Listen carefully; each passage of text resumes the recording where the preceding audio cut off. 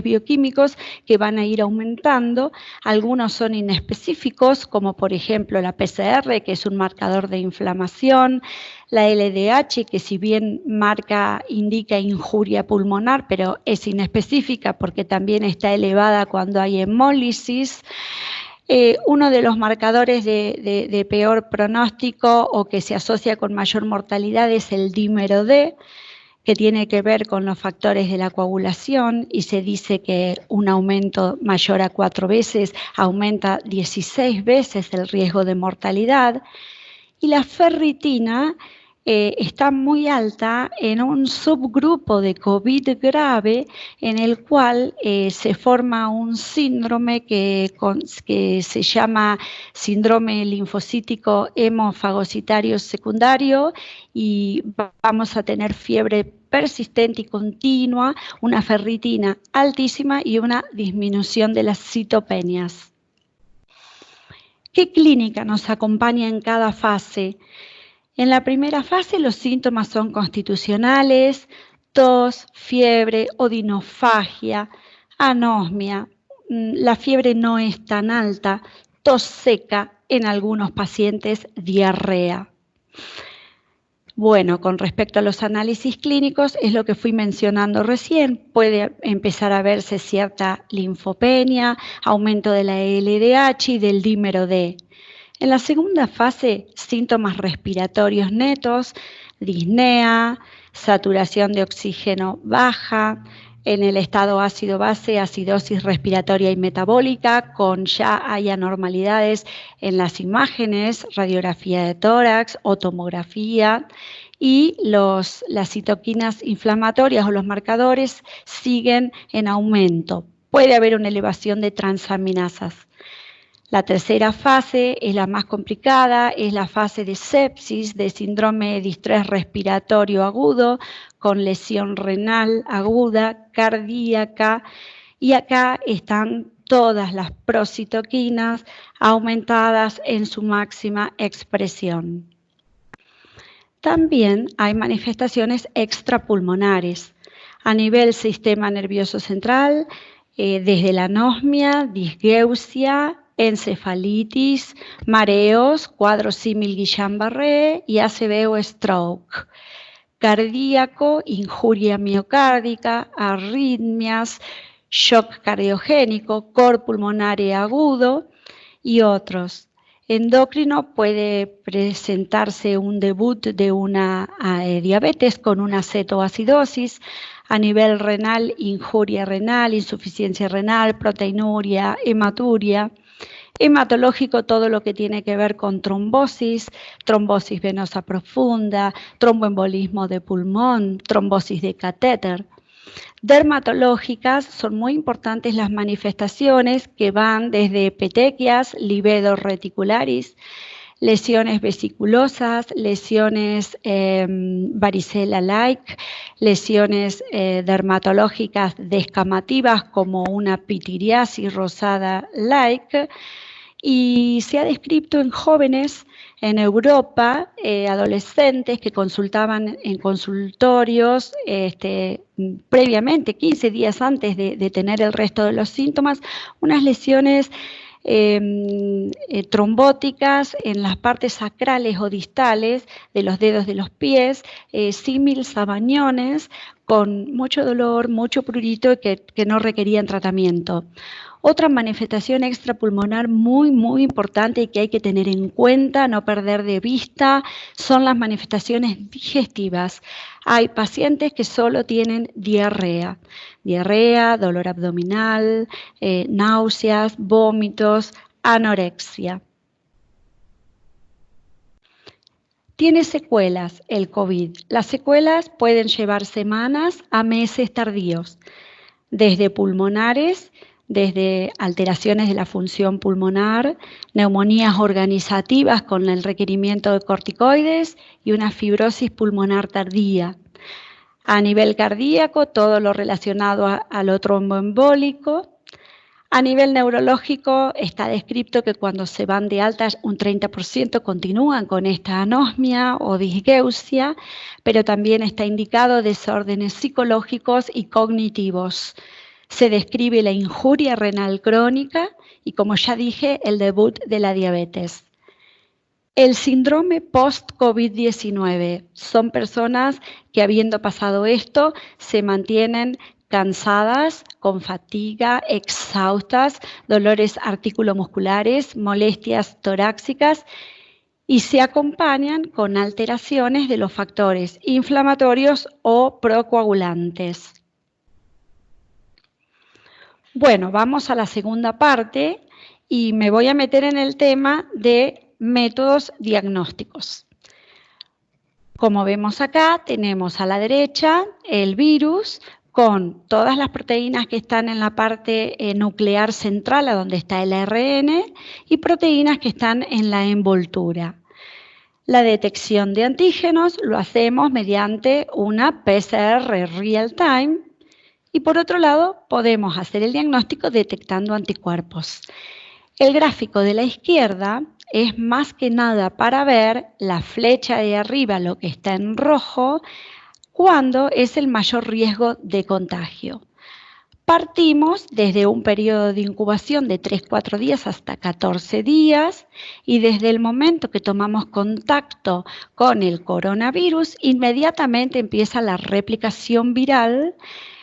En este momento en el cual todavía no hay síntomas, la replicación viral está y depende de la carga viral, está descrito en la transmisión desde 24 a 48 horas antes de los síntomas. Eso depende de la carga viral y de otros factores.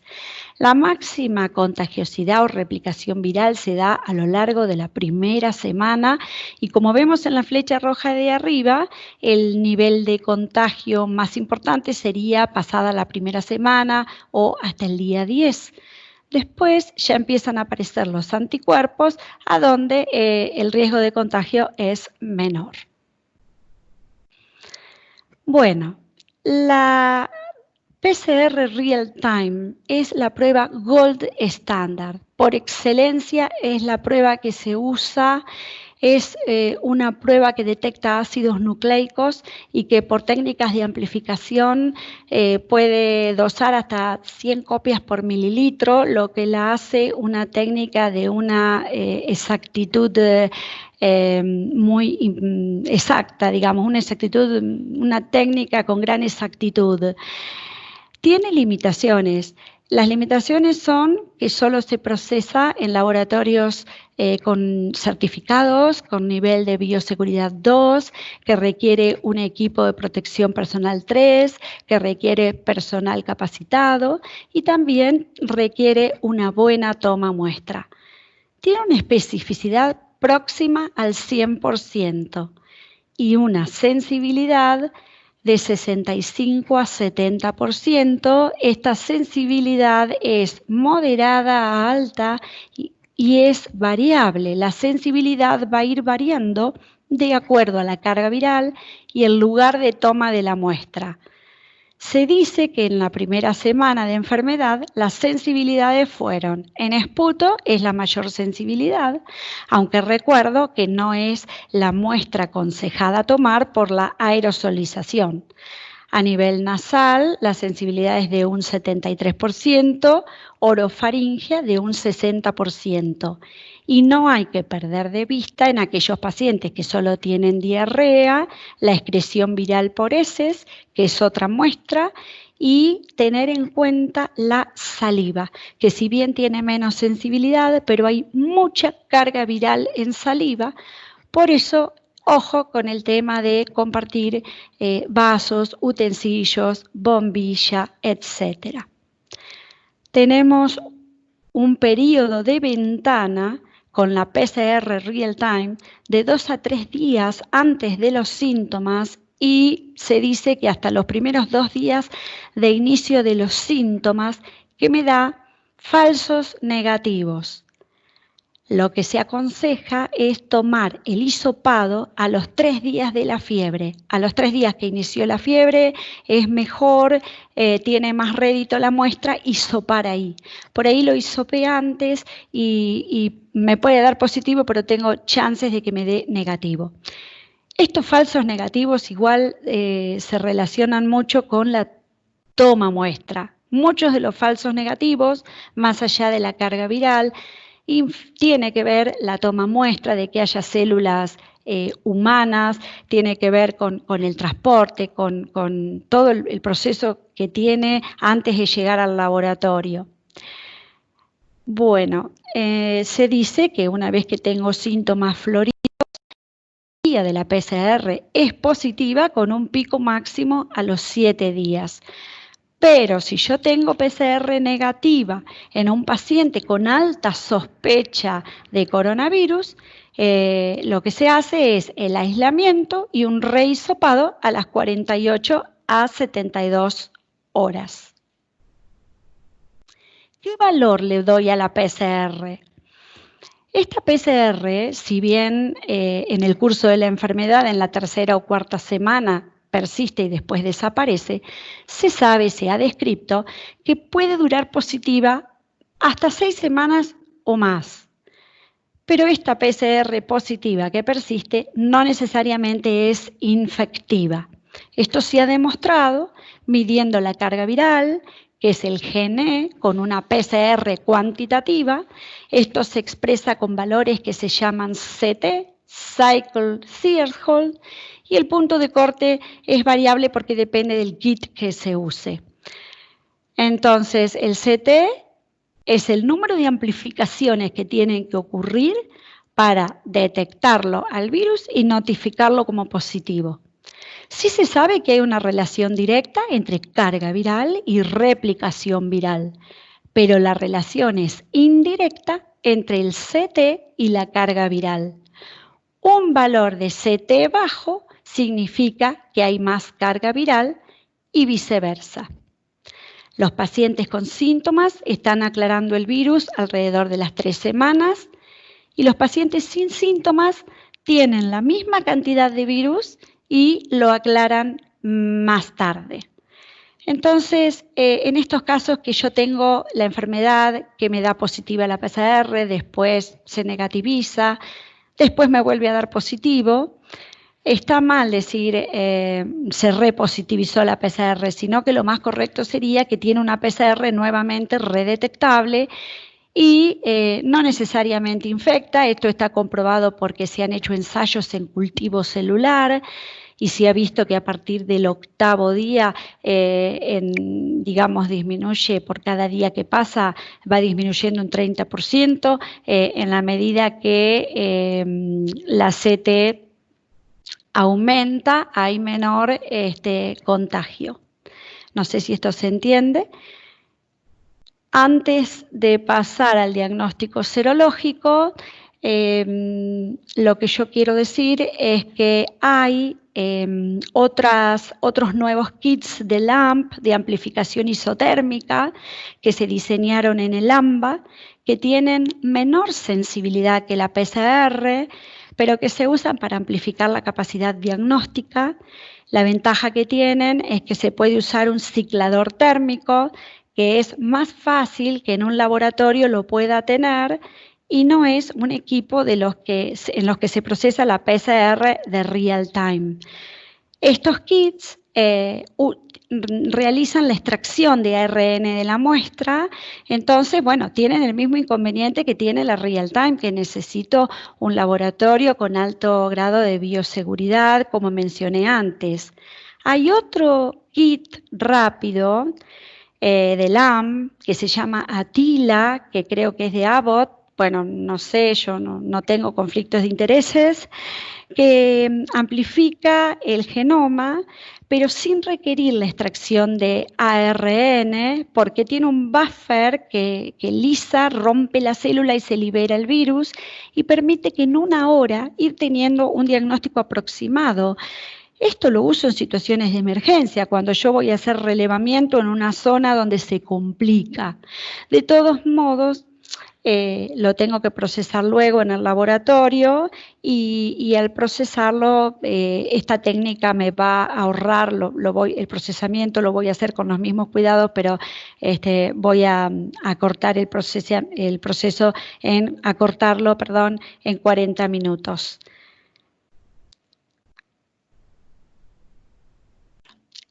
En cuanto a diagnósticos serológicos, vamos a ver acá los que detectan anticuerpos, IgM o IgG. Tenemos un gran número de pruebas rápidas que detectan antígenos como anticuerpos. Todas tienen falta de sensibilidad. La sensibilidad es aproximada de un 70%, la especificidad de un 90% e inclusive están descritos sensibilidades menores. Tiene muchos falsos positivos. Y lo llamativo es que en lugares a donde hay baja prevalencia, los falsos positivos son mayores. Entonces, uno hasta diría, pero no se sabe si conviene usarlos o no. Pero bueno, esos son los test que tenemos comprados y esos son los que se están usando, que de hecho vienen bien y están indicados como tamizaje, y si me da positivo lo tengo que confirmar con una PCR real time. Nunca voy a usar estos test serológicos como única herramienta diagnóstica. Tenemos test rápidos de antígenos que tienen muy poca sensibilidad y que hay 2 solo aprobados por la FDA, NOCELAN MAT. En el sistema de salud pública de hospitales públicos no se usa, no sé si algún privado, y tendría indicación como point of care, o sea, que yo lo tuviese en un consultorio y si tengo alguna duda hago el test. Realmente no se están usando, no están. Bueno, este cuadro es un resumen un poco de todo lo que yo dije, de un periodo de ventana, de cuándo comienzan los síntomas. La PCR que es positiva cuando ya tengo síntomas floridos y que persiste positiva por lo menos hasta el día 28, tercera, cuarta semana. Después se negativiza, salvo esos casos en los que se sabe que persiste detectable. La IgM aparece al día número 7 y la IgG el día 14, pero también está descrito que pueden aparecer en simultáneo y después, como cualquier otro proceso infeccioso, una vez que la IgM desaparece, la IgG es la que persiste. Bueno, ¿qué aplicaciones tiene la detección de anticuerpos? Ya sabemos de que no tienen indicación diagnóstica y que nunca se los usa como herramienta única. Sí, en los pacientes para complementar la PCR. Por ejemplo, en aquellos casos que yo tengo una infección que ya lleva más de 10 días, 20 días, con 2 PCRs negativas, pero alta sospecha clínica radiológica, ahí puedo complementar y hacerle una IgM. Se indica también, se está aprobada y se usa en el nuevo síndrome inflamatorio post-COVID en niños. Esto, en realidad, en niños es lo que se creía antes que pasaba, que les daba un síndrome Kawasaki-like. Pero en realidad la semana pasada la OMS cambió la definición y ha detectado que muchos niños que se presentan con este cuadro tan severo es una secuela post-COVID de un COVID asintomático. También tiene aplicación para seleccionar donantes de plasma hiperinmune. Tiene aplicación para vigilancia epidemiológica, para cribado, para screening, para trabajos de investigación, para evaluación de vacunas. Y en el personal sanitario sirven estos test para identificar a aquellos colegas que ya podrían estar inmunes y podrían seguir trabajando con la tranquilidad de no estar contagiando. Pero bueno, ¿qué consecuencias tiene esto? Que el test rápido está dando muchos falsos positivos. En los hospitales de Cava se está haciendo todas las semanas. A los médicos del Hospital Muniz, por ejemplo, les están haciendo el test rápido y se están encontrando con que llega hasta un 40% de falsos positivos, lo que hace que se tienen que aislar y confirmarlo por la PCR real time, cosa que va en detrimento porque están, digamos, les está sacando 4 personas, por ejemplo, que salgan de circulación hasta que se vea que puedan continuar o reingresar al hospital. En los geriátricos, lo que se está haciendo en Buenos Aires es la elección directa, es la PCR real time, se los hisopa directamente a los ancianos, al personal que trabaja, a los enfermeros, etcétera, tengan o no tengan síntomas, y a los que da a manera de muestreo, y a los que da positivo se los está trasladando a los hospitales para que sean evaluados, pero simplemente por los factores comórbidos que tienen los ancianos, porque se está viendo que muchos de ellos pasan en forma leve y hasta que podrían estar bien monitorizados en su misma residencia, en su mismo hogar de ancianos, con por supuesto que un seguimiento estricto y bien hecho. Bueno, paso a la tercera parte que me toca y que es el tratamiento. Con respecto al tratamiento, y empecé con un interrogante, ¿qué sabemos hoy a 7 meses? Lo que podemos saber hoy es que tanto cloroquina como hidroxicloroquina, lopinavir, ritonavir, han sido sacados de circulación porque no han sido efectivos. Tenemos, en cuanto a tratamiento, todo lo que es antivirales, que actúan a nivel intracelular, todo lo que es inmunomoduladores, que actúan inhibiendo las interleuquinas, y eso es a nivel extracelular. Lo mismo el plasma de convaleciente o el plasma de suero hiperinmune de caballo, que en estos días están mencionando que van a empezar a enrolar gente porque se vio que realmente neutraliza el virus si lo doy temprano. Bueno, ese va a ser un estudio bien argentino. Las vacunas, que acá se estudian los anticuerpos, pero tampoco se sabe muy bien qué cantidad de anticuerpos son neutralizantes y para qué van a ser los anticuerpos, de qué me van a favorecer, si voy a agarrar una forma más leve o si realmente no me voy a contagiar. También hay que tener en cuenta que en las reinfecciones también juega un rol importante la respuesta inmune innata. Y bueno, y también quiero decir que hay 3 ramas de tratamiento. Las 3 ramas son la heparinoprofilaxis y todo lo que dije recién, que voy a ir por parte.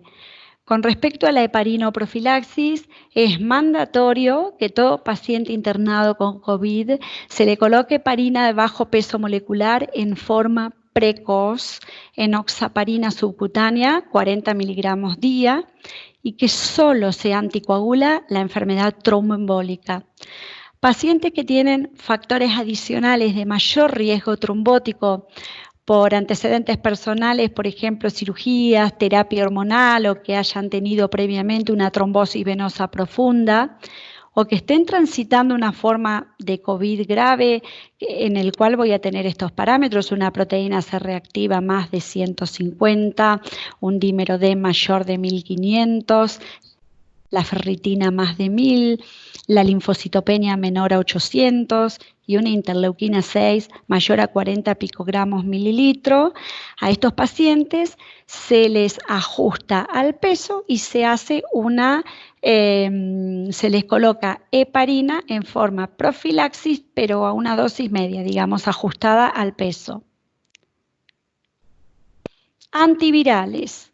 Bueno, empiezo por el más prometedor, o el que parece que tiene gran seguridad, el que se sabe algo más hasta ahora, que es el Remdesivir. Les quiero contar además de que en febrero la OMS empezó a armar distintas ramas o protocolos de tratamiento e invitó a todos los países, ella como sponsor, digamos, asociados a la OMS, a participar y a acoplarse en algunas de estas ramas. Y bueno, en Argentina se está haciendo un estudio que se llama Solidarity, que es el mismo que en Europa se llama Recovery Trial. Y tenemos varias ramas, y como son ensayos abiertos y aleatorios, está bueno porque permite que si alguna droga se ve que no funciona, como en este caso la cloroquina, hidroxicloroquina, se les va dando de baja.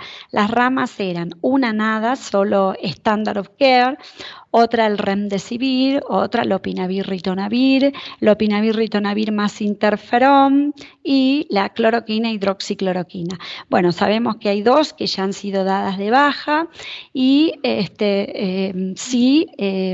voy a hablar ahora del remdesivir. El remdesivir inhibe a la ARN polimerasa, ha sido eficaz para el SARS, el MERS y el SARS-CoV-2 tanto en profilaxis como en tratamiento. Se da una dosis de carga de 200 miligramos endovenoso y de mantenimiento de 100 miligramos día durante 5 a 10 días. Tiene pocas interacciones, es relativamente seguro y se ha asociado con menor mortalidad. Hay un ensayo clínico que está en fase 3, en el cual dicen que 5 días para tratar una neumonía moderada es también efectivo. No así en una neumonía en ARM. Y que también tiene mejores resultados en los pacientes que requieren oxigenoterapia. O sea, la consigna es darlo en forma precoz y antes que la insuficiencia respiratoria sea muy avanzada. Bueno, como nombré el interferón, ¿qué papel juega? Con respecto a interferón, leí un artículo, son todos ensayos clínicos o estudios de distintos lugares, y Hong Kong hizo un ensayo en COVID leve a moderado, a donde comparó una rama con lopinavir-ritonavir, interferón-ribavirina, versus una monoterapia con lopinavir-ritonavir. Se demostró que en la rama triple reduce significativamente la carga viral en 7 días versus 10 días, que tuvo una mejoría clínica más rápida en los pacientes graves y que hubo una caída muy importante de la interleuquina 6. El interferón se dio solo en la primera semana, que es cuando más sirve, y se concluye que el beneficio realmente lo dio el interferón, porque en la segunda terapia de monoterapia como biterapia los resultados han sido similares. Corticoides. Ya empezamos con los antiinflamatorios. Los corticoides eran los gran controvertidos, y digo eran, porque si había 4 estudios que decían que servían, otros 4 estudios que decían que no. El tema con el corticoide es que siempre se dijo que retrasan el clearance viral, que han provocado efectos colaterales, diabetes, hipertensión, Cushing, etc. Y inclusive que hubo un aumento de mortalidad cuando se los usó para neumonía por influenza. Pero sí se sabe que son efectivos para un síndrome de distrés respiratorio agudo de causa no infecciosa. Bueno, ahora el Recovery Trial indica que dosis bajas de dexametasona de 6 miligramos día vía oral o endovenosa durante 10 días reducen la mortalidad. Que hay que darlo cuando el paciente se deteriora, al día 7 o 10, que es cuando uno espera que ocurra el gran deterioro. Este estudio demuestra un poco que a 2.000 pacientes le dieron dexametasona y a 4.000 pacientes no, standard of care.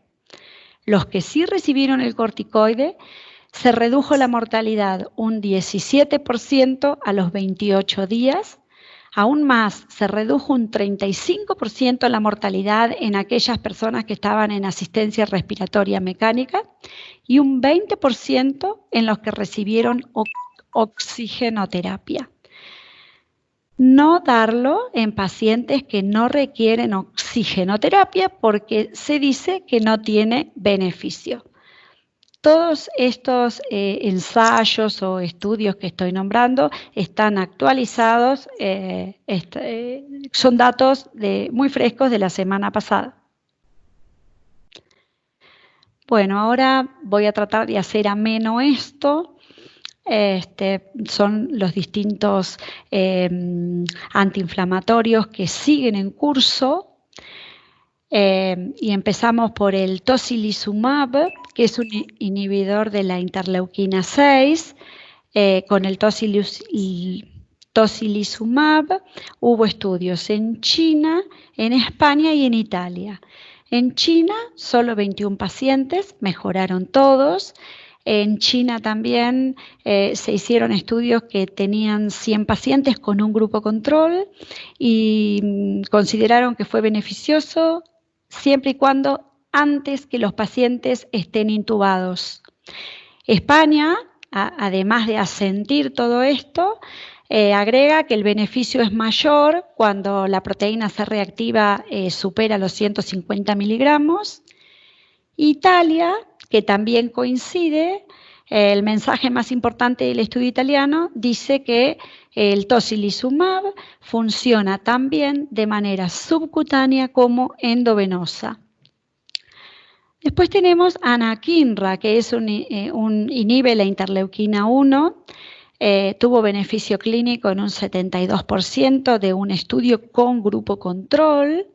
¿Qué pasó con este estudio? En algún momento lo bajaron de circulación, porque se publicaron dosis de 100 miligramos cada 12 horas, las consideraron bajas y lo pararon por falta de eficacia.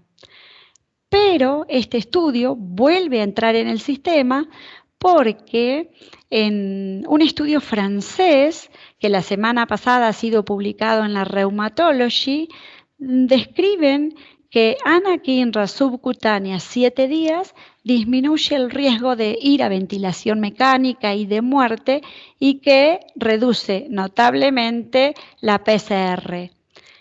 Entonces, este estudio está otra vez en marcha y lo único que nos queda es que nos digan qué dosis mantenemos. ¿Dosis bajas? ¿Mantenemos dosis elevadas?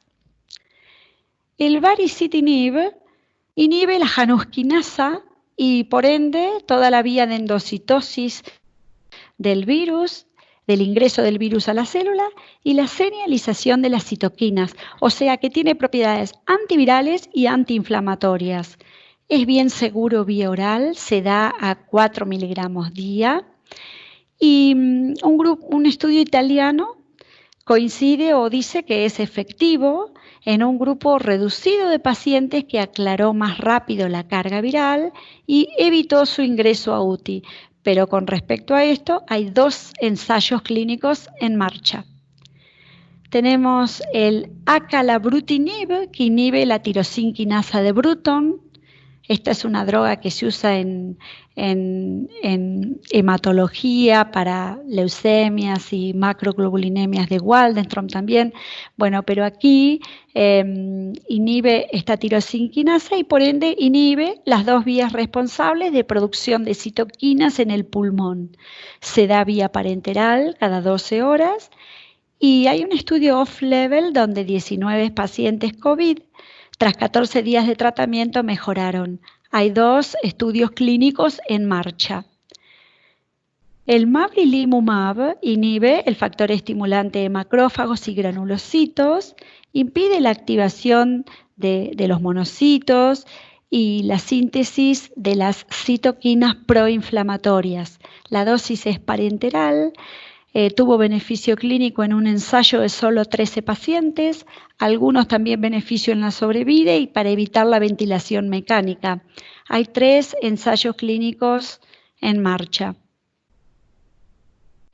La colchicina es un antiinflamatorio, tenemos un gran estudio en Grecia, es un estudio randomizado pero abierto que incluyeron 105 pacientes, les dieron colchicina durante 3 semanas a 2 dosis diferentes versus el standard of care. La variable principal era, por un lado, el aumento de troponina o el deterioro clínico de 2 estadios en una escala de 7 puntos. Los beneficios realmente previno el deterioro clínico de los pacientes, no hubo modificaciones en los niveles de troponina ni de PCR, pero sí impidió un aumento notable del dímero D. Es bien tolerada, un 45% da síntomas gastrointestinales, hay 14 ensayos clínicos en marcha, es un fármaco muy prometedor. Bueno, plasma de convaleciente. En realidad esto es muy nuevo. En realidad no se sabe si los pacientes mejoran por el plasma, con el plasma o a pesar del plasma, pero hay un estudio consorcio de varias instituciones coordinadas por el Hospital Italiano de Buenos Aires, el Hospital Importante de La Plata, de Córdoba, etcétera, que se autofinancian. Es un ensayo clínico puramente argentino y que cuando se publique va a ser el mayor estudio a nivel del mundo hecho acá. El objetivo es llegar a 333 pacientes, de los cuales ya hay 120 enrolados. Cuando se llegue a la mitad van a sacar ciertas conclusiones que hoy no las tenemos. Lo que sí se hizo una cohorte. La cohorte pudo determinar una media de 67 años en estos pacientes que recibieron plasma, un 30% de femenino y un 70% masculino. De estos pacientes se les dio el alta 32, 6 fallecieron y los días promedios desde que se les pasó plasma al alta fue de 11 días. Esto me va a permitir hacer subestudios, por ejemplo, medir las citoquinas y determinar si el plasma verdaderamente puede frenar esta gran tormenta de citoquinas. Bueno, están estudiando para la selección de donantes. Hasta ahora en Buenos Aires lo que han visto es que un 20 o un 25% de recuperados no tienen títulos suficientes. En Córdoba han visto que un 33% no tienen títulos suficientes, pero el pico de anticuerpos puede ocurrir más tarde, pasado el mes. Entonces no quita que esa persona en un tiempito más a futuro sí tenga los niveles adecuados. Las personas que tenían síntomas desarrollaron más anticuerpos que los que no. Pueden donar una persona repetidamente. No se requiere PCR al alta porque como se sabe que puede persistir positiva por largo tiempo, no es un indicativo. Y hasta ahora hay en el mundo, digamos, varios estudios o digamos, de todas las personas de donde se probó plasma, han sido estudios medios abortados. Por ejemplo, en China, en Holanda, porque se probó plasma, pero ya habían pasado varios días de los síntomas y entonces es como que el paciente ya había desarrollado sus propios anticuerpos.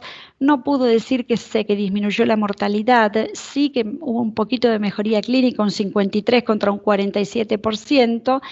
Y a raíz de este gran número de personas que a lo largo del mundo han recibido plasma, uno puede decir, solo describir, porque no hay un ensayo comparativo, que los efectos adversos fueron muy poco frecuentes, como alergias, sobrecarga, injuria pulmonar, y se sabe que es seguro. O sea, no se sabe si esto va a ser eficaz, pero es seguro. Bueno, les mencioné antes que ahora argentinos están viendo de enrolar pacientes por plasma hiperinmune en suero de caballo, que han detectado que neutraliza el virus cuando dan positivos y se los da precoz. Bueno, ellos pretenden enrolar 250 personas de acá a 2 meses, así que próximamente vamos a ver qué resultados tiene esto y bueno, también va a ser el único ensayo en el mundo. Bueno, ahora, si no están cansados, además de hablar un poco de la clínica y el diagnóstico y el tratamiento, yo quiero mencionar algunas cosas importantes que podemos decir en estos 7 meses que sabemos hasta acá. Distintos escenarios, o sea, podemos decir en las embarazadas no tienen mayor riesgo de contraer COVID, la neumonía no es más grave y no tiene complicaciones diferentes, es improbable la transmisión vertical,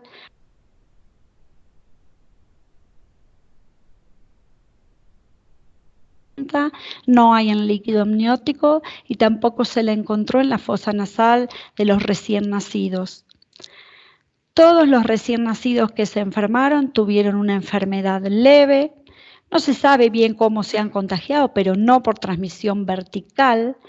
Las embarazadas no tuvieron complicaciones y muchas se detectó la PCR siendo asintomáticas. Lo que se recomienda es el parto natural. Y otro dato importante es que el virus no se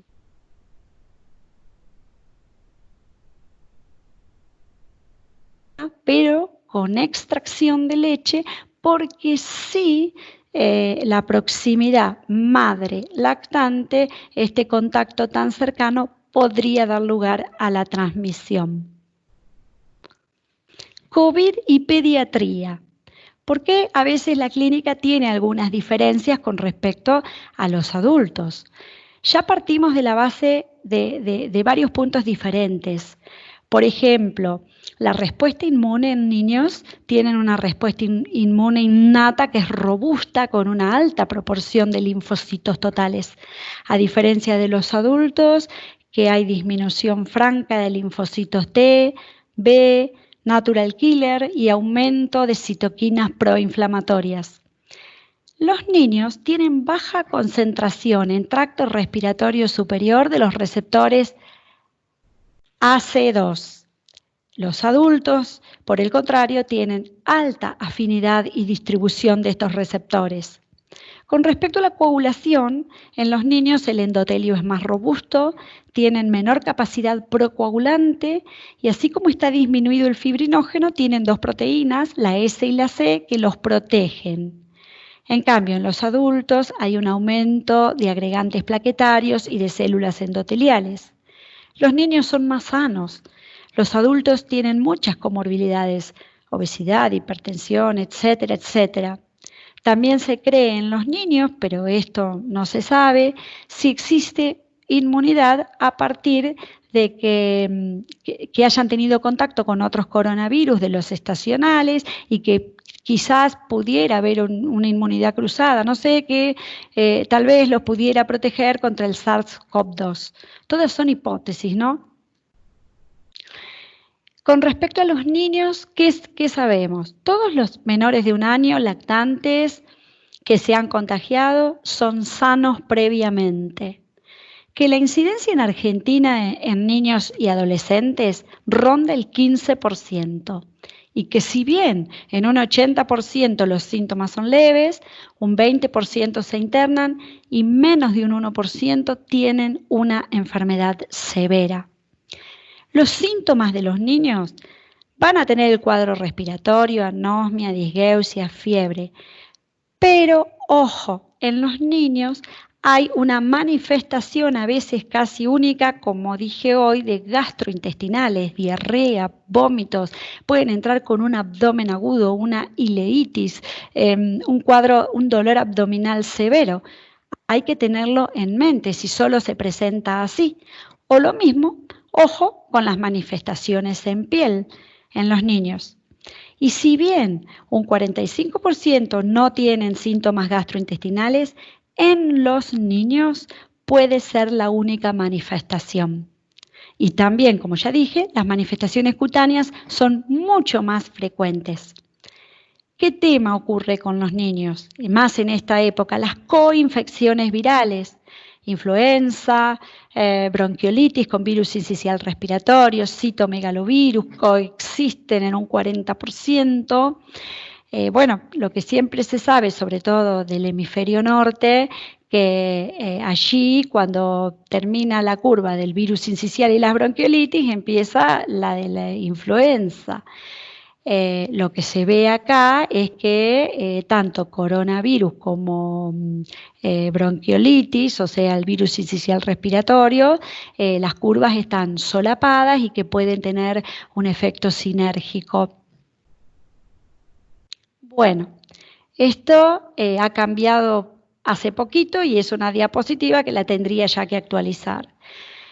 Se creía que tenían una enfermedad los niños tipo Kawasaki-like, Pero se preguntaron después, ¿será el COVID-19 un desencadenante de un Kawasaki-like? Con sus diferencias y sus similitudes. Como vemos en el cuadro, en muchas cosas se parecen, pero en otras no, porque el Kawasaki se da más en menores de 5 años, en raza asiática, solo un 5% de shock, aneurisma. En los coronavirus, por lo general, predomina en mayores de 5 años, en otro tipo de raza. Hay más de un 50% que ingresan con shock.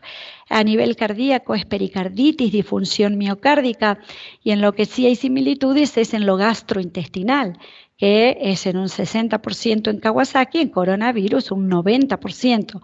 Lo que ya comenté, el rash también es alto en ambos, y la conjuntivitis no purulenta bilateral, que si bien está muy alta en el Kawasaki, en el coronavirus no tiene un valor menos despreciable. Pero bueno, lo que sacó la OMS hace pocos días, esto no es ni un Kawasaki-like, sino que este síndrome se han presentado directamente pacientes chocados y con un cuadro muy grave, y se han determinado que es suponte, no lo llaman más Kawasaki-like, pero se ve que es una secuela post-COVID de los que la han cursado de manera asintomática.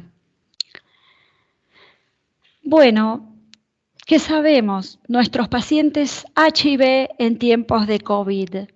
Tener HIV no es un riesgo mayor. El riesgo que enferme grave es por bajos linfocitos TCD4 y que estén sin tratamiento antirretroviral.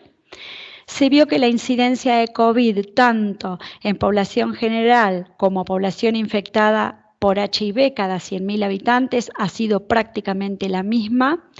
Y en una de las mayores cohortes no hay diferencias en cuanto a internación, intubación, terapia, estadio crítico. Incluso el tiempo de mejoría clínica es mejor en HIV. Y acá surgen interrogantes. ¿Será que porque los que toman tenofovir, emtricitabina tenofovir, tienen en cierta manera una prevención, profilaxis, preexposición sería? ¿Será que el HIV, que tiene un sistema de inflamación determinado y que convive con un sistema de inflamación, atenúa esta tormenta de citoquinas del COVID?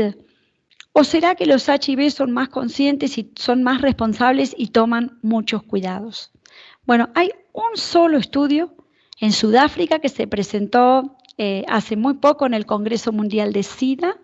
Está hecho en un lugar, la verdad es un país de bajos recursos, muy pobre, del África subsahariana, a donde dice que hay un riesgo relativo de mayor mortalidad en el HIV, pero es alto porque es de más de 2 veces si el HIV tiene, o sea, potencial asociación con tuberculosis. Y lo tremendo de esto es la sindemia, porque en estos países no solo ahora el coronavirus, sino que coexiste la tuberculosis, la malaria y otras, que si se hace un número estadístico de las muertes que van a ocurrir a futuro por estas enfermedades, es un 10% más por HIV, un 20% más por tuberculosis y un 35% más por malaria. Entonces, bueno, esos números son escalofriantes. ¿Y qué sería si a esta gente de bajos recursos no se les hiciera el aislamiento o estas mínimas cosas, pero que tan importantes son? Entonces, ¿qué otra cosa sabemos? ¿Qué problemas acarreó la pandemia? En HIV han suspendido el tratamiento, sobre todo pacientes que son del interior y que se atienden en Capital Federal. Entonces se cortaron los micros, los viajes, no hay delivery en la distribución de la medicación antirretroviral, no pudieron ir a las consultas, empezaron por su cuenta a espaciar los tratamientos o lo han suspendido. El mismo paciente lo ha suspendido En algunos casos pasó que los pacientes HIV consultan en su pueblo, en su lugar a donde viven, y hubo cambio por otra medicación antirretroviral por un médico no especialista.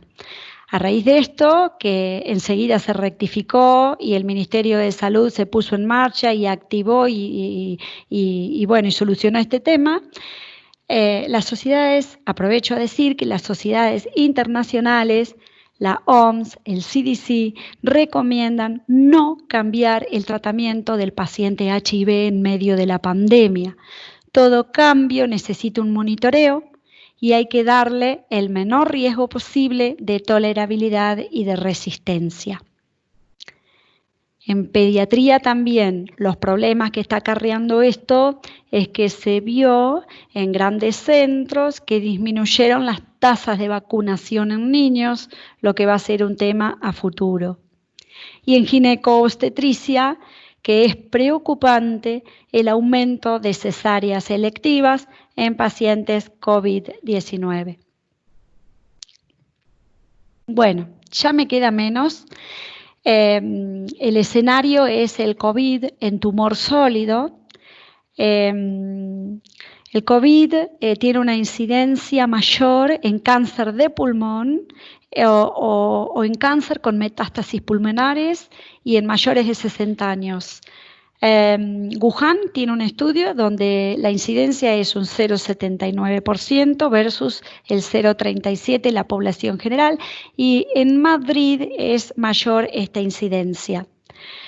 Bueno, y la prevalencia de cáncer en COVID, hay 2 metaanálisis, uno de 11 trabajos con casi 4.000 pacientes y otro de 10 trabajos con 77.000 pacientes, en el cual la prevalencia dicen que es de un 2% un grupo y de un 1% otro.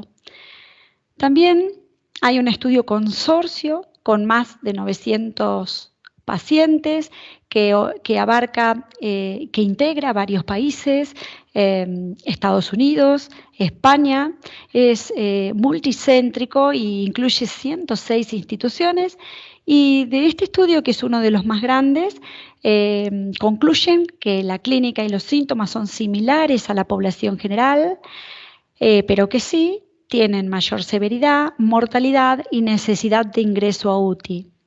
También describen que todos aquellos que recibieron quimioterapia 3 meses posteriores al COVID y que recibieron corticoides antes del COVID, aumentó el riesgo de muerte, y que factores asociados como la edad, sexo masculino, tabaco, por cada década el riesgo relativo de morir es de un 1,84.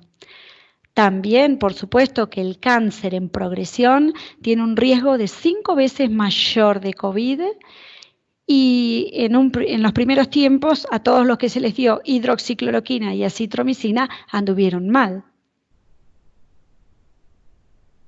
Entonces, esto lo menciono porque incluye a la Argentina. Las neoplasias torácicas son el grupo de mayor riesgo. Hay un estudio Teravolt que se publicó en la Lancet Oncology, es multicéntrico, incluye a Argentina y países europeos. Tomaron 400 pacientes con infecciones confirmadas por PCR y otros casos sospechosos por síntomas más tomografía.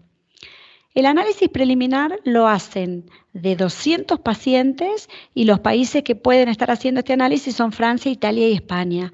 Ellos concluyen que el 74% estaban en tratamiento activo, que el 76% requirió internación, que el 67% son los que debían haber ingresado a UTI.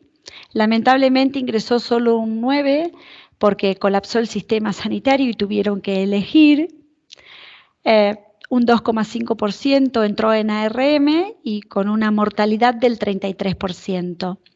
También concluyen que los que recibían quimioterapia oral con inhibidores de la tirosinquinasa tuvieron menor mortalidad. Bueno, con respecto a las neoplasias hematológicas y los trasplantes, es poco lo que hay que decir porque hay pocos datos, pero bueno, tenemos que saber En cuanto a incidencia, bueno, el centro de Wuhan, un centro toma solo las leucemias mieloides crónicas y la incidencia es mayor.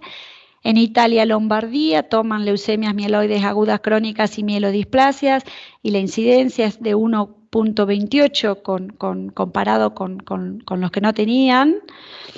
En Wuhan también hay un estudio de 2 instituciones a donde tomaron todos los internados oncohematológicos y acá la incidencia fue de un 10%. Lo importante acá es que en el oncohematológico, casi que al igual que a los niños, la diarrea está presente. La anosmia pierde importancia. Hay un 12,5% de asintomáticos y todos tuvieron neumonía, la mitad con distrés respiratorio. El riesgo de mayor severidad es la linfopenia de CD4 en un 17% mayor severidad. Esto es llamativo porque la mayoría de estas patologías cursan con linfopenia. Los que más murieron son leucemias, linfomas, trasplante de células hematopoyéticas y mieloma múltiple. Y un dato no menor es que el COVID se asociaba a internaciones y se asociaba a cuidados de la salud porque iban al hospital de día a hacerse el tratamiento. Entonces, a partir de que se vio esto, la Infection Disease Society of America y la Sociedad Americana de Hematología, las guías, indican el hisopado nasofaringio en lugares de circulación activa, en todos asintomáticos, previo a un tratamiento quimioterápico de células progenitoras, previo al trasplante de órgano sólido, previo a terapias con agentes biológicos o inmunoterapia celular, a corticoides en altas dosis, y en la internación de este paciente oncohematológico de cualquier otra causa, porque de hecho, el primer caso en Argentina oncohematológico COVID fue asintomático con una PCR positiva y una sutil imagen en la tomografía. Bueno, antes de las conclusiones yo voy a mencionar el CEMIC, nuestro CEMIC de Buenos Aires. Ellos pueden dar estos datos, tuvieron 15 pacientes oncohematológicos, en realidad 6 fueron oncohematológicos y 9 fueron de tumor sólido, y ellos vieron que el síntoma predominante era la fiebre en un 70%, que tuvieron neumonía todos, pero que muy pocos tenían tos o disnea, solo en un 33%, que tenían síntomas gastrointestinales, y a estos pocos pacientes les han pasado plasma a un tercio y bueno, solo 2 requirieron pasar a terapia intensiva, uno solo hizo un cuadro de distrés respiratorio agudo y pueden contar con tristemente un 20% de mortalidad. Pero bueno, son datos menores de algo local de nuestro país. Las conclusiones: que el COVID-19 en oncohematológicos es más frecuente, más severo, mayor mortalidad, que la PCR hisopado nasofaringio es una útil estrategia antes del tratamiento inmunosupresor, que en los pacientes que van a trasplante es ideal, hay que testear donante y receptor, que un receptor PCR positivo o sintomático hay que posponerlo, el trasplante, y por supuesto un donante positivo. Tengo que elegir un donante alternativo o posponer el trasplante hasta la resolución. ¿Qué problemas tiene esto? Posponer un trasplante si se infecta con COVID, que hay que posponer el trasplante. Otro problema, que se trasplante y que se infecten durante la inmunosupresión. Y también la restricción de los donantes no relacionados, porque si están cerradas las fronteras y yo tengo un donante de Israel, por ejemplo, ¿qué podrían hacerle? Un haploidéntico, pero sería como bajar un escalón. La potencial transmisión desde el donante. Y después, en las cirugías oncológicas de tumor sólido también, El problema es evaluar en algunas cirugías si en un estadio inicial se podrían posponer, poniendo, digamos, riesgo-beneficio, la mortalidad y el pronóstico de esa persona.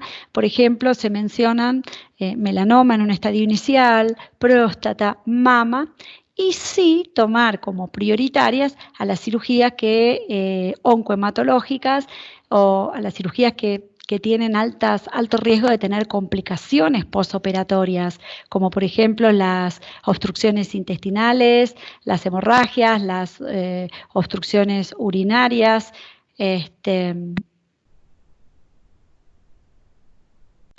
Bueno, esta ya creo que es la última.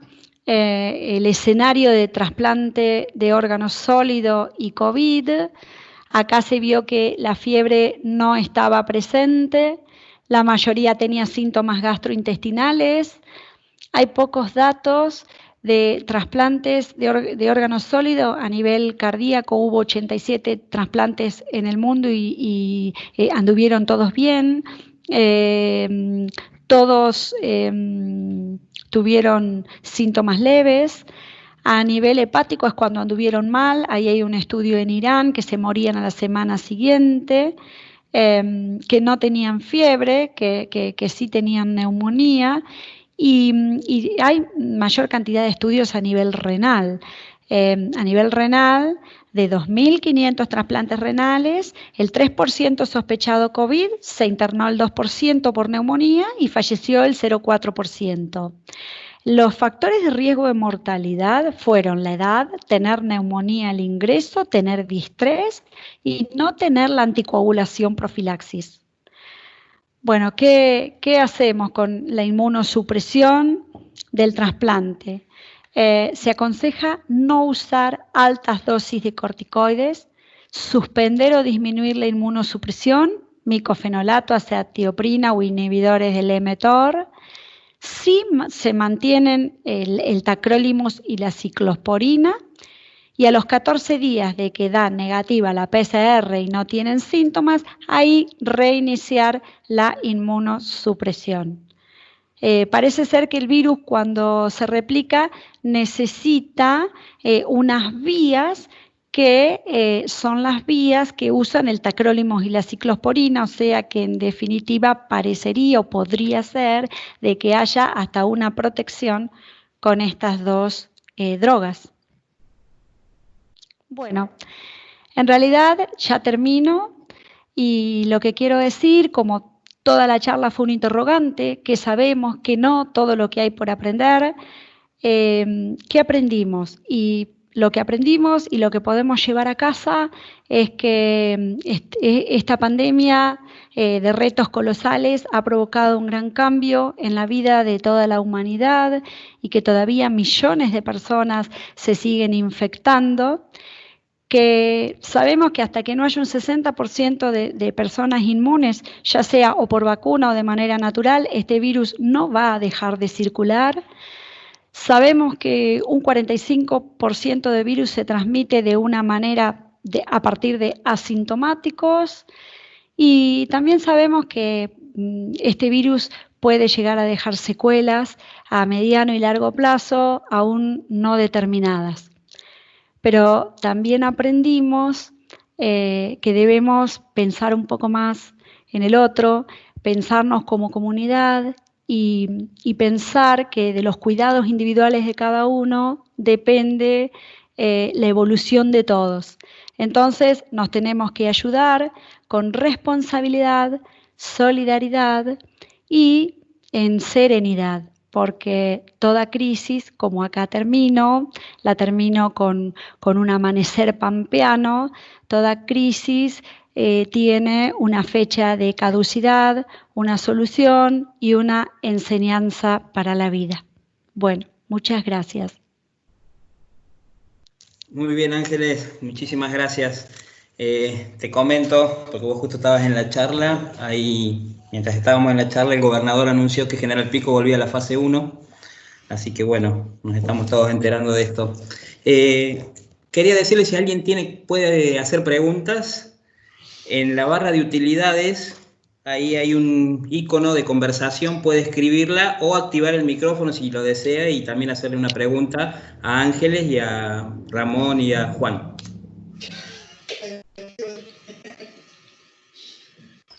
Hola, en realidad a Ángeles las preguntas.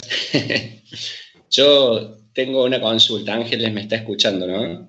Sí, sí, te escucho, Ramón. Ángeles, ¿Vos a mí? ¿Sí?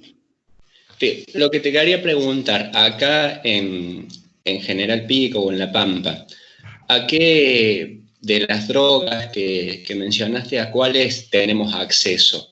¿Cuáles, porque en algún momento había escuchado que nos podíamos inscribir en algunos de los protocolos y podíamos tener acceso a las drogas? O cómo sería, por ejemplo, con el interferón o con el remdesivir. Bueno, yo no tengo información oficial, pero lo que sí sé que creo que vamos a entrar en el ensayo de plasma de convaleciente. Todo va a depender o va a estar centralizado en el Lucio Molas, va a estar a cargo de la doctora Portentoso y el doctor Marchesoni. Y bueno, sabemos que hay una paciente internada COVID positivo con neumonía en el hospital Gobernador Centeno y la gente de hematología se han puesto en contacto ayer, pero no sé bien cómo va a ser el procedimiento en sí. Se dice que este plasma, tiene que ser aprobado por el comité de crisis, tiene que tener un consentimiento informado, hay que explicarle muy bien a la familia, al paciente, y bueno, creo que vamos por esa línea. Perfecto, muchas gracias. Bueno, Ángeles, muchas gracias. ¿Se escucha ahí? ¿Me escuchás? Sí, sí, sí. Bueno, excelente la presentación, muy completa. Te agradecemos mucho. Y ya que estábamos con el tema del plasma, te queríamos preguntar con Ramón, justamente, ¿a qué pacientes son los que mayor beneficio obtendrían con el plasma? Digamos, si en leve, moderado o severo, ¿en qué momento de la enfermedad se estaría viendo que sería el momento ideal de administrar el plasma, digamos? Lo que se dice es que se debe instaurar de manera precoz. Se han visto resultados de disminución de la carga viral, por ejemplo, en 72 horas en pacientes que se los instauró precozmente. Perfecto. Sea precoz, enseguida la administración, uno que se diagnostica, entra en protocolo. Sí. Y se le administra el plasma. Exacto. Sí. Bárbaro, muchas gracias. Muchas gracias a ustedes y gracias por la invitación. Si queda alguna pregunta ahí dando vuelta, pueden mandarla, escribirla y se la vamos a contestar la doctora sobre todo, o si no nosotros la buscamos. Exacto, no, si hay preguntas nos pueden dejar el mail al moderador y en 24 o 48 horas serán contestadas, sí, por supuesto. Bueno, yo también, Ángeles, bueno, no preguntas, sino también agradecerte, decirte que excelente la clase, muy clara todo. Y bueno, y comentarles a todos que el miércoles que viene a las 20 horas va a estar la clase de diagnóstico en imágenes. El doctor López va a dar radiografía y tomografía pulmonar, ¿no es cierto? Y Juan va a dar ecografía pulmonar. Así que también los esperamos el miércoles que viene. De mi parte nada más. Gracias a todos.